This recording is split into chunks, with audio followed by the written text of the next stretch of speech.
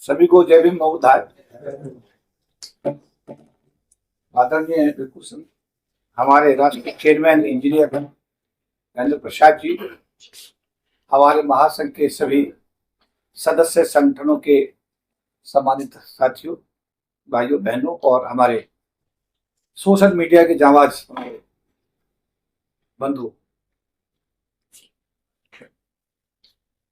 अनुसूचित जाति जनजाति संगठनों का भारतीय महासंघ वर्ष 1997 में उस समय बनाया गया था जब भारत की सरकार ने सुप्रीम कोर्ट के 5 आदेशों को आधार मानकर के अनुसूचित जाति जनजाति लोगों का रिजर्वेशन को समाप्त किया था। डीओपीटी यानी कार्य विभाग ने 5 आदेश जारी किए थे। तब तत्कालीन SC/ST आयोग के चेयरमैन हनुमंत थप्पा साहब के चैम्बर में पूरे देश के सरकारी अधिकारी कर्मचारियों के महासचिवों को, अध्यक्षों को, पदाधिकारियों को बुलाया गया था और तब ये तय किया गया था कि अगर आप सब लोग मिलकर के 10,000 लोगों की गैदरिंग कर दोगे तो हम इन आरक्षण विरोधी आदेशों को वापस, हनुमंत थप्पा साहब ने कहा, वापस करा देंगे। पहली 97 दिसंबर में हुई। हजारों लोग देश के कोने कोने से आए। एक भी खबर समाचार पत्र में या टेलीविजन में नहीं आई। दूसरी रैली 98 में हुई, उसमें संख्या बढ़कर के लाखों तक पहुंची और तीसरी रैली 1999 में हुई और ये रैली इतनी बड़ी हो गई कि 3 दिन तक भारत की संसद को हमारे सांसदों ने नहीं चलने दिया और सरकार को संविधान में 3 संशोधन 81, 82 और 85 करने पड़े। तब जाकर के हम अनुसूचित जाति जनजाति ने अपने समाज के आरक्षण को बचाने में महासंघ करने लगे। समय समय पर देश में जो ज्यादती होती रही, उस ज्यादती के खिलाफ ये महासंघ आवाज उठाता रहा। कभी देश में तो कभी विदेश में, कभी संयुक्त राष्ट्र संघ में तो कभी ब्रिटिश पार्लियामेंट में, कभी जंतर मंतर पर तो कभी रामला मैदान में। पिछले दिनों तालकटोरा स्टेडियम के अंदर भी अंतर्राष्ट्रीय सम्मेलनों का आयोजन किया गया, जिसमें पूरी दुनिया के लोगों को बुला करके समाज के विभिन्न जो समस्या उन पर चर्चा हुई, प्रस्ताव पास हुए, भारत के प्रधानमंत्री को भेजे गए। ऐसा ही संयुक्त राष्ट्र संघ में जब बैठक न्यूयॉर्क में हुई तो वहां पर भी प्रस्ताव पारित हुए, ब्रिटिश पार्लियामेंट में भी प्रस्ताव पारित हुए, कनाडा पार्लियामेंट में प्रस्ताव पारित हुए और बाकायदा विधिवत रूप से भारत के प्रधानमंत्री को भेजे गए कि भाई ये भारत के अंदर अनुसूचित जाति जनजाति समाज की समस्या है। अभी हाल ही में पिछले दिनों टोरंटो कनाडा में Global Alliance for Caste Free World के माध्यम से एक अंतर्राष्ट्रीय बुद्धिजीवियों का सम्मेलन टोरंटो में हुआ। उसमें मुझे भी सौभाग्य प्राप्त हुआ और वहां पर इस बात पर गहरी चिंता व्यक्त की गई कि भारत के अंदर जो जातिवाद है वो पूरे विश्व में भारत से फैला। भारत का आदमी जब भारत से बाहर जापान जाता है या ऑस्ट्रेलिया जाता है या कनाडा जाता है तो यहाँ से बोरों में भर करके जातिवाद को लेकर जाता है और वहां पर भी जातिवाद फैलाता है। इसीलिए अमेरिका की जो सियाटल स्टेट की सरकार को कानून बनाना पड़ा और जो आपकी लंदन की पार्लियामेंट है उसको भी इसमें इस संबंध में SC/ST के साथ जो हम भेदभावपूर्ण रवैया उसमें कानून लाने के लिए मजबूर होना। पूरी दुनिया जातिगत भावना से ग्रस्त होती। भारत का तो हर फैसला जाति के आधार पर ही तय होता है, हर फैसला जाति के आधार। मेरा ऐसा मानना है, एक सामाजिक कार्यकर्ता होने के नाते, बाबा साहब मिशन का सिपाही होने के नाते मेरा ऐसा मानना है कि पिछलीगत सरकारों ने बाबा साहब के दिए हुए आरक्षण को व्यवहारिक रूप में जब लागू किया तो सरकार के क्षेत्र में हमारे समाज के लोगों को जाने का मौका मिला। घर घर में सरकारी नौकरी गई।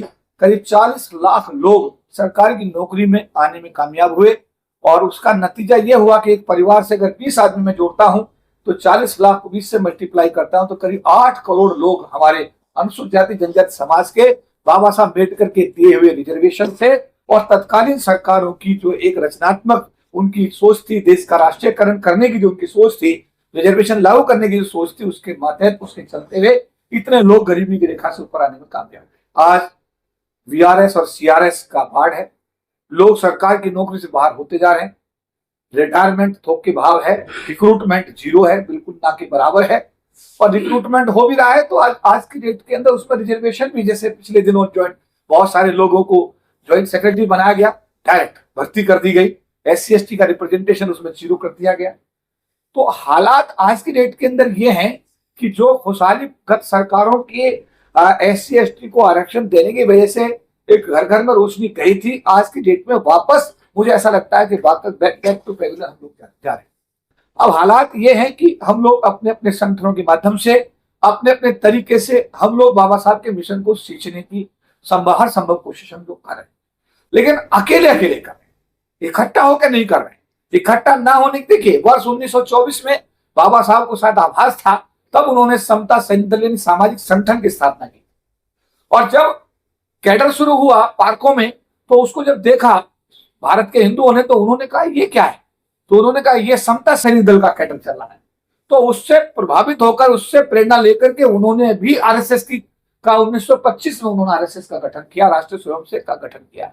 आज उनका संगठन इतना फैल गया कि भारत की सत्ता पर उसका कब्जा है, और हमारे समता सैनिक दल का जो स्थिति है वो अब बहुत ज्यादा चिंताजनक है। तो बाबा साहब ने बुद्धिस्ट सोसाइटी ऑफ इंडिया बना करके हमको बौद्ध धर्म का भी एक मार्ग दिया। बाबा साहब ने संविधान बना के हमको आरक्षण दे करके हमको इस देश की मूलधारा में लाने का प्रयास किया। तो बाबा साहब ने अपना साहित्य दिया, साहित्य में सब चीज का उन्होंने निदान बताया कि आप पढ़िए और पढ़ करके आप इतने मजबूत हो जाइए, बता। लेकिन समाज की अपनी जो एक सीमित सोच के चलते हुए बहुत सारी चीजें आज भी दिक्कत में है, बड़ी परेशानी। हम लोग महासंघ के माध्यम से समय समय पर कुछ ना कुछ गतिविधि करने की कोशिश करते हैं। पिछले दिनों ताल कटोरा स्टेडियम के अंदर भी एक के बाद अंतर्राष्ट्रीय सम्मेलन, द्वितीय अंतर्राष्ट्रीय सम्मेलन, तीसरा अंतर्राष्ट्रीय सम्मेलन, चौथा अंतर्राष्ट्रीय सम्मेलन, ये सब अभी पिछले दिनों हमने विज्ञान भवन में संविधान 26 नवंबर की पूर्व संध्या 25 नवंबर को हम सब लोग इकट्ठे हुए इंडिया गेट पर। और इंडिया गेट पर जब हम इकट्ठे हुए तो हम सब लोगों ने वहां पर पंचशील के गले में पट्टे डाले, हाथ में पंचशील का झंडा लिया और हाथ में संविधान लिया। भंते भिक्खु संघ हमारे आगे आगे चले, हम उनके पीछे, समता सैनिक दल के जवान भंते भिक्खु संघ के पीछे थे, और बाकी जो हजारों लोग थे वो उनके पीछे चल रहे थे। और वहां से पैदल मार्च करते हुए हम सब लोग विज्ञान भवन पहुंचे। और विज्ञान भवन में भारत के पूर्व राष्ट्रपति मुख्य अतिथि के रूप में, आयोग के जो हमारे उस समय के कारिंदे थे, वो सभी लोग वहां पर हमारे इस कार्यक्रम में उन्होंने शिरकत की, और हमने वहां पर समाज की विभिन्न समस्याओं पर चर्चा करके प्रस्ताव पास किया, भारत की सरकार को आवश्यक कार्यवाही हेतु दी। इसी कड़ी में महासंघ हर साल क्योंकि संविधान दिवस को मना करके समाज के में अपना जो योगदान है करके, समाज को इकट्ठा करके, समाज की ताकत के माध्यम से समाज को कुछ देने की कोशिश करता है। इस बार भी 30 नवंबर को, जो अभी 30 नवंबर आ रहा है, 30 नवंबर को विज्ञान भवन में फिर एक बार हम संविधान दिवस समारोह का आयोजन करने जा रहे हैं। वही कार्यक्रम होगा कि हम सब लोग प्रातः 9 बजे इंडिया गेट पर इकट्ठे होंगे। हजारों की तादाद में हमारे कई हजार लोग पूरे देश के कोने कोने से आएंगे, बाहर के विदेशों से भी हम लोगों को इन्वाइट कर रहे हैं। सब लोग उसी तरीके से अपने गले में पंचशील का पट्टा, हाथ में पंचशील का झंडा, हाथ में संविधान लेकर के, और हम इंडिया गेट से विज्ञान भवन तक मार्च करेंगे 30 नवंबर 2025। समय की जरा सीमा रहेगी, क्योंकि 9 बजे अगर हम सब लोग आ जाते हैं तो अगला प्रोग्राम जो हमारा होगा वो हर हालत में 10:30 बजे तक शुरू हो जाना चाहिए, क्योंकि सब वीआईपी जो टाइम दिया 10:30 बजे का दिया। तो मेरा समाज के हर आम से, हर खास से, और जो अपने आप को संविधान के प्रति समर्पित मानता है, बाबा साहब के प्रति समर्पित मानता है, मेरा अनुरोध है कि ये एक गतिविधि किसी ना किसी को इनिशिएटिव लेना पड़ता है। इसलिए संगठन का इसमें कहीं बीच में हमको नहीं आने देना चाहिए। हम सब लोग बाबा साहब अम्बेडकर के सिपाही हैं, उस आंदोलन के हम लोग कारिंदे कार्यकर्ता हैं। मैं अपील करता हूं समाज के सभी लोगों से कि इस पावन कार्य में आप सब लोग प्रातः 9 बजे इंडिया गेट पर अवश्य आएं, और अपनी इस संविधान, जो आज की डेट के अंदर तो संविधान को बहुत सारे तरीके से, संविधान के विषय में भी बहुत सारे ऐसे सवाल खड़े कर दिए गए हैं। डॉक्टर अम्बेडकर संविधान निर्माता थे या नहीं थे, उस पर भी सवाल खड़े कर दिए गए हैं। ग्वालियर में बाबा साहब अम्बेडकर की स्टैचू गेट के बाहर से ही बाहर अंदर नहीं आने दी गई, वो भी एक समाज के सामने एक बहुत ही बड़ा मसला है।